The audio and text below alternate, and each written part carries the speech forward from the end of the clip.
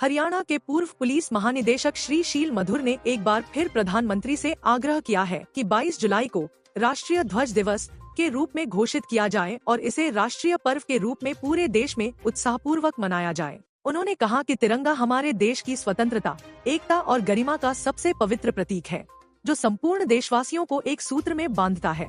आज गुरुग्राम, हरियाणा में आयोजित एक प्रेस वार्ता को संबोधित करते हुए श्री शील मधुर ने कहा कि 22 जुलाई 1947 को संविधान सभा द्वारा स्वतंत्र भारत के राष्ट्रीय ध्वज के रूप में वर्तमान स्वरूप वाले तिरंगे को स्वीकार किया गया था। अतः यही दिन राष्ट्रीय ध्वज दिवस घोषित किया जाना सबसे उपयुक्त होगा।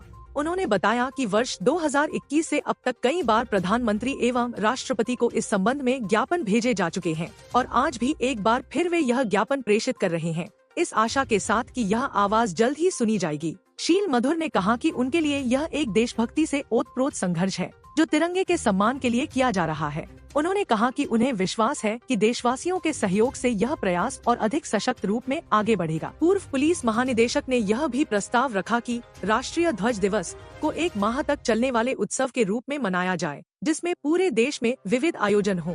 उन्होंने बताया कि इस वर्ष वे इस महोत्सव की शुभारंभ तिथि 23 जून से कर रहे हैं, जो कि ऐतिहासिक दृष्टि से अत्यंत महत्वपूर्ण दिन है। 23 जून 1947 को ही संविधान सभा ने स्वतंत्र भारत के राष्ट्रीय ध्वज के डिजाइन, रंग आदि को तय करने के लिए 7 सदस्यीय ध्वज समिति का गठन किया था, जिसने एक माह के भीतर अपने सुझाव प्रस्तुत किए, जिन्हें स्वीकार करते हुए 22 जुलाई 1947 को भारत का राष्ट्रीय ध्वज तिरंगा विधिवत स्वीकार किया गया। उन्होंने कहा कि हमारा यह उत्सव स्वतंत्र भारत के इतिहास की उसी गौरवशाली घटना से जुड़ा हुआ है, इसलिए इसका महत्व और भी बढ़ जाता है। शील मधुर ने सभी देशवासियों से तिरंगे के प्रति अपने प्रेम और राष्ट्रभक्ति की भावना को खुलकर व्यक्त करने की अपील की। उन्होंने कहा कि हर नागरिक को अपने अपने ढंग से इस पर्व को मनाना चाहिए, जिससे देश में राष्ट्रभक्ति की भावना को बल मिले, जो आज के समय की एक महती आवश्यकता है। आइए तिरंगे के सम्मान में अपनी एकता, अखंडता और राष्ट्रीय एकजुटता का परिचय दे। उन्होंने कहा, इंडिया है, उसको सबको अध्ययन करना चाहिए, पढ़ना चाहिए, नहीं तो स्कूल कॉलेज में लोगों को बताना चाहिए, टीचरों को या इंस्टीट्यूट्स में भी जो ऑफिसेज हैं वहाँ पे लोगों को बताना चाहिए कि क्या रूल्स, मोटे मोटे चीज़ें, जैसे आपने कहा कि झंडा जो है, अब जैसे कि 15 अगस्त का झंडा फहराना और 26 जनवरी का झंडा फहराना, दो इम्पॉर्टेंट डेज हैं, दोनों अलग अलग ढंग से होने चाहिए। लेकिन बड़े दुख की बात है कि बड़े लेवल पे मैंने देखा है कि वो एक ही जैसा करते हैं। वो एक्चुअली होता क्या है कि जो 15 अगस्त का झंडा है उसको नीचे से, यहाँ से होइस्ट किया जाता है ऊपर और तब वो लहराया जाता है, यहाँ से नीचे से ऊपर जाता है, इसको कहते हैं होइस्टिंग, अंग्रेजी का शब्द है होइस्टिंग। और 26 जनवरी को जो है वो यहीं बंधा रहता है और यहाँ से फिर उसको खोला जाता है तो वो अनफर्लिंग कहलाता है। तो ये रूल्स में, कानून में दिया हुआ है, लेकिन अब मुझे कहना उचित नहीं है कि लोग अपने नादानी से या नासमझी से या अनजाने होने के कारण, जानकारी न होने के कारण बड़े उच्च लेवल पे मैंने देखा है कि किस प्रकार से इसकी जानकारी नहीं है। तो इसलिए सरकार से भी अपेक्षा करते हैं कि कुछ न कुछ इस दिशा में भी वो कार्य करेंगे। लेकिन आज की जो मेन यहाँ का मुद्दा, प्रेस वार्ता का जो मुख्य मुद्दा है वो ये है कि वो तो प्राप्त हो चुका। अब राष्ट्रीय ध्वज दिवस की जो हमारी मांग है और जो जिसके पीछे काफ़ी लोग, सभी लोग, जो लोग भी सुनते हैं, देशवासी सभी लोग इस बात से जुड़ते हैं, चाहते हैं जहाँ भाई होना चाहिए, हमारे भी देश के राष्ट्रीय ध्वज के सम्मान में एक दिवस होना चाहिए। तो वो दिवस है 22 जुलाई। 22 जुलाई 1947 को ही ये जो तिरंगा इस रूप में आज दिखलाई पड़ रहा है, इसका ये रूप जो अस्तित्व में आया है वो 22 जुलाई को ही संविधान सभा ने इसको अप्रूव किया था, एक्सेप्ट किया था, तब जाकर के अडॉप्ट किया था, तो ये तिरंगा बनाया। और उस दिन, और आपको जान के बड़ी खुशी होगी कि जो हम लोग ये जो प्रोग्राम लॉन्च कर रहे हैं, जो मेरा प्रोग्राम है, ये आज 22 जुलाई है, आज 22 जून है और 23 जून को ही 1947 में तिरंगे को बनाने के लिए कि हमारे देश का राष्ट्रीय ध्वज, स्वतंत्र भारत का राष्ट्रीय ध्वज कैसा होगा, उसकी डिज़ाइन करने के लिए कॉन्स्टिट्यूएंट असेंबली यानी संविधान सभा ने एक फ्लैग कमेटी बनाया था। और फ्लैग कमेटी का ये काम था कि भाई वो उसमें 7 मेंबर्स थे, ऑनरेबल मेंबर्स थे। तो उनका काम ये था कि भाई आप हमारे स्वतंत्र भारत के लिए कैसा झंडा उसका स्वरूप होना चाहिए, क्या क्या भावना से होना चाहिए। तो उन सब चीज़ों को उन्होंने तैयार किया भी 1 महीने के अंदर ही। उसके ऊपर पूरा डिस्कशन हुआ संविधान सभा में, उसके बारे में बहुत अच्छे अच्छे विचार आए, हर रंग के बारे में क्यों इसका महत्व है। और अल्टीमेटली 22 जुलाई को 1947 को ये इस रूप में अंगीकार किया गया, स्वीकार किया गया, स्वीकृत हुआ। तो इसलिए इसका जन्म दिवस भी 22 जुलाई बनता है 1947, जो कि हम लोग कितने साल हो गए अभी तक नहीं मना रहे हैं। ये जो है मतलब एक सरकारी रूप में पूरे देश में अगर सरकार किसी चीज़ को अडॉप्ट करती है, उसको लागू करती है, तो जन जन तक वो भावना बड़ी तेज़ी से पहुँचती है। इसलिए मैं तो मना ही रहा हूँ, जब से मैंने इसको जाना है तो मैं तो उसको मना रहा हूँ। लेकिन मैं चाहता हूँ कि पूरे देश में और आप सभी देशवासियों से मेरा विशेष अनुरोध है कि आप लोग खुद भी सोचिए कि क्या ये उचित है कि नहीं कि हमारे राष्ट्रीय ध्वज दिवस के सम्मान में 22 जुलाई का दिन घोषित हो।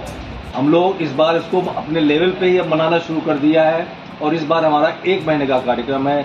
उसी 23 जून की याद में, 1947 की याद में, जब से फ्लैग कमेटी बनी थी कि फ्लैग का जो 22 जुलाई को बन के तैयार हुआ था, तो हम लोग 23 जून को ही ये कार्यक्रम शुरू कर रहे हैं, आज लॉन्च कर रहे हैं। हमारी टीम के जो लोग हैं, जो हमसे संबद्ध लोग हैं और जो सभी देशवासी जो नहीं भी संबद्ध हैं और जिन तक आपके माध्यम से सूचना पहुंचेगी, उनसे अनुरोध है कि अपने अपने रूप में, अपने अपनी समझ से, अपनी अपनी इच्छा से जो ठीक समझते हैं उस रूप में तिरंगे को सैल्यूट करके, तिरंगे की भावना को समझ करके और उसको मनाने के सेलिब्रेट करें। जिस रूप में सेलिब्रेट करते हैं, चाहे बड़ा उत्सव हो, चाहे छोटा उत्सव हो, चाहे इंडिविजुअल उत्सव।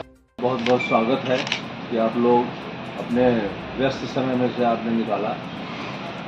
आपका बहुत बहुत धन्यवाद और आपको जिन लोगों ने भेजा भी उनका भी बहुत बहुत धन्यवाद। और साथ ही साथ एक बहुत ही महत्वपूर्ण विषय पे आप लोगों ने अपना समय दिया है। जो तिरंगा हमारी आन बान शान का प्रतीक है, हर देशवासी के दिल में बसता है। हर एक सरहद पे हर सिपाही उसके लिए अपनी जान देने के लिए तैयार रहता है, हमारी रक्षा करने के लिए देश की। और देश के अंदर भी पैरामिलिट्री फोर्सेज और सभी लोग जो हैं हमारी सुरक्षा करने के लिए, किस प्रकार से पुलिस भी अपना योगदान देने के लिए। और कभी कभी अक्सर आपने देखा होगा क्या कि बहुत से काम करते हुए लोग शहीद भी हो जाते हैं, इनलैंड भी, अपने देश के अंदर की तरफ भी। और इसके अलावा जो है स्वाधीनता सेनानियों ने कितने लंबे समय तक अपना त्याग बलिदान किया, उनके परिवारों ने, उन लोगों ने, तो हमें स्वतंत्रता मिली। बहुत से लोग उसमें शहीद भी हुए, तब हमें स्वतंत्रता मिली। तो उसका भी प्रतीक है हमारा तिरंगा, उनको सम्मान देने का भी प्रतीक है। और साथ ही साथ संदेश भी और देता है कि शांति व्यवस्था, जिस प्रकार से आज पूरे वर्ल्ड में विश्व शांति के लिए भी संदेश दे रहा है, क्योंकि जिसका सफ़ेद रंग है वो शांति का ही प्रतीक है, अहिंसा का प्रतीक है, सत्य का प्रतीक है, धम्म का प्रतीक है, राइटियसनेस, सही रास्ते पे चलने का। जिस प्रकार से पूरे देश में और पूरे विश्व में क्रिमिनल एलिमेंट्स बढ़ते जा रहे हैं, क्रिमिनलिटी बढ़ती जा रही है, सोशल टेंशन बढ़ता जा रहा है, तो उसमें इसका संदेश है। तो हमारा झंडा जो है खुशहाली के लिए भी जो उसका हरा रंग है संदेश देता है कि अपने आप को डेवलप करना है, कर्म करना है, अच्छे कर्म करके अपने देश को मजबूत करना है और मानवता को सहायता देना है, मानवता को आगे बढ़ाना है, पूरे पर्यावरण को आगे बढ़ाना है। तो इस प्रकार से हमारा तिरंगा जो है 24 घंटे, जो इसकी 24 तीलियाँ हैं, 24 घंटे इसी रास्ते पर चलने की प्रेरणा देता है। तो इतना महत्वपूर्ण है। लेकिन जब से स्वतंत्रता मिली है तब से जो है हम लोग हमेशा हमने महसूस किया कि 2021 से ये कार्यक्रम मैंने शुरू किया, जब मैंने देखा कि जिसमें इतना बड़ा संदेश है, जो एकता और अखंडता का भी संदेश देता है, जो कि हमारे तिरंगे का महत्व क्या है, ये जन जन तक पहुंचाना, कि हर एक रंग का क्या महत्व है, इस पूरे तिरंगे की कॉन्सेप्ट का क्या महत्व है, क्या इसकी हिस्टोरिकल बैकग्राउंड है, कैसे ये कितने 1857 की लड़ाई से स्टार्ट हुआ था कि हमारे पास एक ध्वज होना चाहिए जिसके नीचे। तो इसके लिए कोई अपना कार्यक्रम रखेंगे या कोई अपना कैसे करेंगे? इसमें हम अपना भी कार्यक्रम रखेंगे, जो हमारे टीम के मेंबर्स हैं उनके माध्यम से अपने कार्यक्रम हर जगह जाएंगे, इंस्टीट्यूट्स में, स्कूल्स, कॉलेजेस में, और बहुत जो लोग भी डिग्निटरीज हैं, जो आम जनता भी, डिफरेंट ग्रुप्स हैं, उन लोगों के पास भी जाएंगे। पहले भी करते रहे। हाँ, थोड़ा बहुत पहले किया हुआ है, तो उसको और बढ़ाएंगे। तिरंगा यात्रा निकालेंगे, इसके लिए एक तिरंगा यात्रा भी निकालेंगे। और साथ ही साथ जो है, क्योंकि तिरंगे के सम्मान की यात्रा है, हमको तिरंगे को अपने लिए यूज़ करने के लिए यात्रा नहीं निकालेंगे कि हमारा कोई मकसद है कि उसके यूज़ करने के लिए हम कोई यात्रा निकालें। वो एक अलग चीज़ होती है। तिरंगे के ही मान सम्मान की यात्रा निकालने का हमारा जो रहेगा, पहले भी मैंने निकाला है, अब की बार और बड़े स्केल पे निकालने की मैं कोशिश करूँगा। और साथ ही साथ 22 जुलाई को तक जो है सभी लोग अपने अपने स्तर पर जो भी मनाएंगे, उस 1 महीने का समय काफ़ी होता है। इसमें जब जिसको जानकारी होगी तभी वो मना पाएगा। तो जितना आपके माध्यम से लोगों तक पहुंचेगा, तो कुछ न कुछ हर आदमी से मेरा अनुरोध है कि वो कुछ न कुछ अपना योगदान दे, एक बार सोचे और एक बार कुछ न कुछ तिरंगे के माध्यम से तिरंगे के लिए करे और कुछ सपोर्ट करे। और लास्ट में हम लोग एक बड़ा सेलिब्रेशन महोत्सव रखने की कोशिश करेंगे 22 जुलाई को, जिसमें कि बड़े स्तर पर उसको एक महोत्सव के रूप में, एक राष्ट्रीय उत्सव के रूप में मनाने की कोशिश करेंगे। ये 7 दिसंबर को मनाया जाता है झंडा दिवस। हाँ, 7 दिसंबर को जो झंडा दिवस है वो एक्चुअली नेशनल फ्लैग के लिए नहीं है, वो आर्मी का है। आर्मी फ्लैग डे, यहाँ पे आर्मी के अफसर बैठे हुए हैं। आर्मी फ्लैग डे, आर्मी ने अपना फ्लैग डे बनाया था, जिससे कि उस समय जिस समय शुरू किया गया था तो बहुत पब्लिक से पैसों की ज़रूरत थी अपने आप को मजबूत करने के लिए। तो फ्लैग लड़ाइयाँ जो चल रही थी ना, वो 62 में वार हुआ था, तो उस समय आर्थिक स्थिति अच्छी नहीं थी। तो आर्मी ने अपनी तरफ से इनिशिएटिव लिया था कि पब्लिक को जोड़ने के लिए और पब्लिक को से जो है कुछ उनको संसाधन भी मिले, उसके लिए आर्मी फ्लैग डे है 7 दिसंबर। सर 2 क्वेश्चन मेरा। हाँ जी। पहली बात तो ये जो आपने बोला है 22 जुलाई राष्ट्रीय ध्वज दिवस है, तो आप जो अभी एक आंदोलन चलाओगे 23 जून से और 22 जुलाई, इस आंदोलन की ज़्यादातर जरूरत मैं समझता हूँ कि एक तो जम्मू कश्मीर में और नॉर्थ ईस्ट जो स्टेट है उनमें ज़्यादा जरूरत है। क्या आप इसके ऊपर व्याख्या दोगे? दूसरी बात ये है कि आपने अभी तिरंगे की हिस्ट्री की बात की। 90% आदमियों को तिरंगा के बारे में नहीं पता है, वो हम स्कूल की किताबों में क्यों नहीं लगाते, जबकि सरकार को ये काम करना चाहिए, क्योंकि तिरंगा एक मान सम्मान भी है और तिरंगा एकता की भावना करता। आपने काफ़ी क्वालिटी बताई, तो इसको क्यों नहीं पता? बिल्कुल बिल्कुल। सबसे पहले तो मैं आपका दूसरा सवाल का जवाब दूंगा कि स्कूलों में बनाने के लिए होना चाहिए था, नहीं है। देखिए, राष्ट्रीय ध्वज दिवस अभी नहीं है, 70-75 साल से ज़्यादा ऊपर हो चुके हैं, अभी तक इस पर विचार नहीं हो पाया है। तो स्कूलों की किताबों में भी नहीं है। हमने एक अपना मटेरियल तैयार किया है, बुकलेट, जो कि मैं डिस्ट्रीब्यूट करूँगा ऑनलाइन भी, जिसमें कि सारी चीज़ें दी हुई हैं जो आपने बताया, उसकी हिस्ट्री और उसका कैसे आकार होना चाहिए, क्या उसका महत्व है और क्या रूल्स रेगुलेशन है, तो वो सब मिला जुला करके मैंने एक बुकलेट तैयार कर ली है।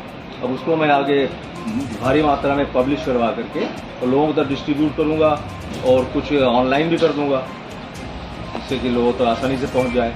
और दूसरा ये है कि आप आज के परिप्रेक्ष्य में आपने कहा कि भाई नॉर्थ ईस्ट में और जम्मू कश्मीर में ज़रूरत है, तो बेशक वहाँ ज़रूरत है, वहाँ ज़्यादा ज़रूरत है, एकता और अखंडता को लेकर के सब कुछ है।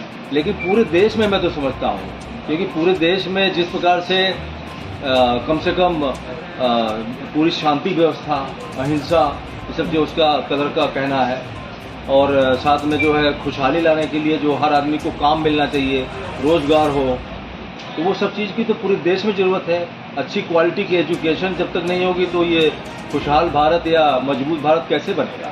तो इसके तो बड़े आयाम हैं। लेकिन अभी हमारा एक उद्देश्य है कि पहले राष्ट्रीय ध्वज दिवस के ऊपर कंसंट्रेट करें, वो डिक्लेयर हो, उसके बाद इसको लागू करने के आगे प्रयत्न किए जाएंगे। इसका जो संदेश है उसको अपनी लाइफ में, प्रैक्टिकल लाइफ में लागू करने के लिए उसको भी किया जाएगा। सर एक छोटा क्वेश्चन है, ये आप संदेश दीजिए कि मैंने देखा कई बिल्डिंगों के ऊपर उल्टा झंडा चलाते हैं, उनको झंडा चढ़ाने का टाइम नहीं पता, झंडा उतारने का टाइम नहीं पता। ये तो कम से कम आप लोगों को आगाह करा। तो पुलिस में भी मैंने देखा है कि रात को सलामी देते हैं झंडा उतारने के बाद भी, मैंने खुद देखा है।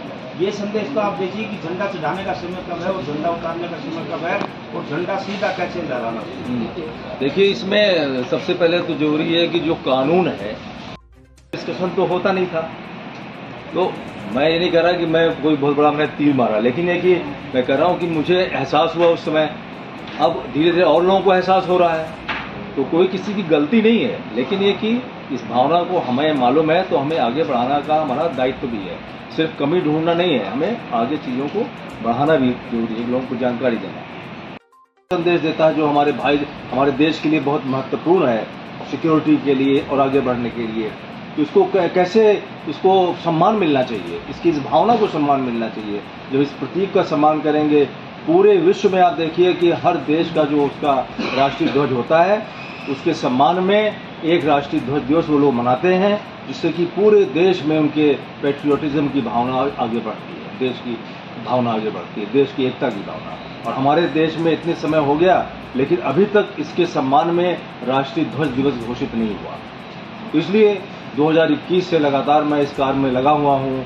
पहले मैंने महसूस किया कि घर घर में तिरंगा पहुँचना चाहिए, तो मैंने 2021 में 26 जनवरी को यहीं गुड़गांव से ही जो प्रोग्राम पूरे देश में लॉन्च किया, पूरा दिल्ली में, बिहार में, पूरे हरियाणा में कितनी तिरंगा यात्राएं निकाली और इसका संदेश दिया। आदरणीय प्रधानमंत्री जी, आदरणीय राष्ट्रपति महोदय को भी लिख के भेजा और हर हर तिरंगा, घर घर तिरंगे का भी नारा बुलंद किया हमने, क्या नाम है, 2021 26 जनवरी से। तो ये लाल किले से किया आपने, वहाँ से भी राष्ट्रीय ध्वज दिवस की मांग को रखा।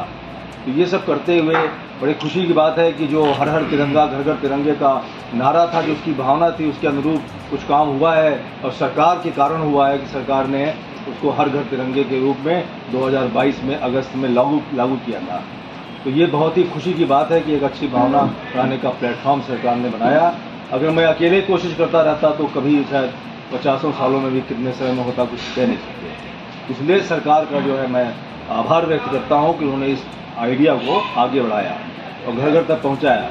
अभी उसमें बहुत से काम करने की ज़रूरत है कि जो हर घर में तिरंगे के अलावा जो है तिरंगे की भावना को भी आगे पहुँचाना है हर घर में, और तिरंगे को कैसे सम्मान के साथ हैंडल करना है, जो कानून है उसकी जानकारी भी लोगों में देनी है।